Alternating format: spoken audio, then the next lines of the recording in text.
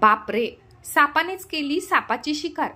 सकाळी 6:30च्या दरम्यान बाळे येथील तोडकरी वस्तीत शैलेश कटके यांच्या घरात बाथरूममध्ये एक साप निदर्शनास आला। वेळ न दवडता खटके याने WCAS चे सदस्य लखन भोगे यांना फोन केला। लखन भोगे, सुरेश क्षीरसागर आणि संतोष धाकपाडे काही क्षणात तेथे पोहोचले।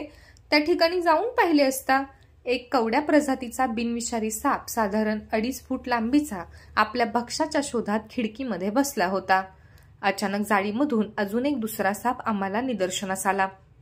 तो साप मण्यार प्रजातीचा अत्यंत विषारी साप साधारण 3 फूट लांबीचा होता। कवडा प्रजातीचा साप हा पालीच्या शोधात खिडकीपर्यंत पोहोचला होता आणि मण्यार साप कवड्या सापाला आपलं भक्ष्य करण्यासाठी खिडकीपर्यंत पोहोचला। कवडा साप पालीला आपलं भक्ष्य करण्याच्या अगोदरच मण्यार सापाने त्याच्यावर झडप घातली। मण्यार सापाने त्या कवड्या सापाच्या पोटाला कडकडून पकडले।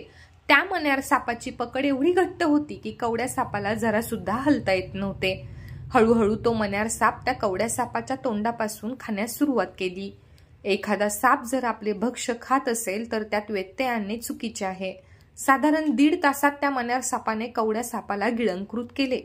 WCAS च्या सदस्यांना हा दुर्मिळ क्षण आपल्या मोबाईल कॅमेरामध्ये टिपता आला। मण्यार सापाने त्या कवड्या सापाला खाऊन झाल्यानंतर WCAS चे सदस्यांनी अलगद असे मोठ्या बर्नीमध्ये मण्यार सापाला बंद केले व काही वेळातच त्या सापाला त्याच्या नैसर्गिक अधिवासात मुक्त करण्यात आले। या बचाव कार्यात WCAS चे लखन भोगे, सुरेश क्षीरसागर, संतोष धाकपाडे यांनी सहकार्य केले। सोलापूर शहरात विषारी मण्यार आणि बिनविषारी कवड्या सर्प हे प्रामुख्याने आढळून येतात। मण्यार सर्पाने अनेक वेळा कवड्या सर्पास भक्ष्य केल्याचे समोर आले आहे। यामुळे कवड्या हा मण्यारचे आवडते खाद्य मानले जाते। सर्पमित्र भीमसेन लोकरे, संस्थापक निसर्गप्रेमी सर्पमित्र संघटना। संपर्क क्रमांक 9595 99 55 00 9595 55 55 00। संपादक हुसेन मुलानी, टाइम्स 45 न्यूज मराठी, अकलूज, सोलापूर। संपर्क क्रमांक 9595 99 55 00।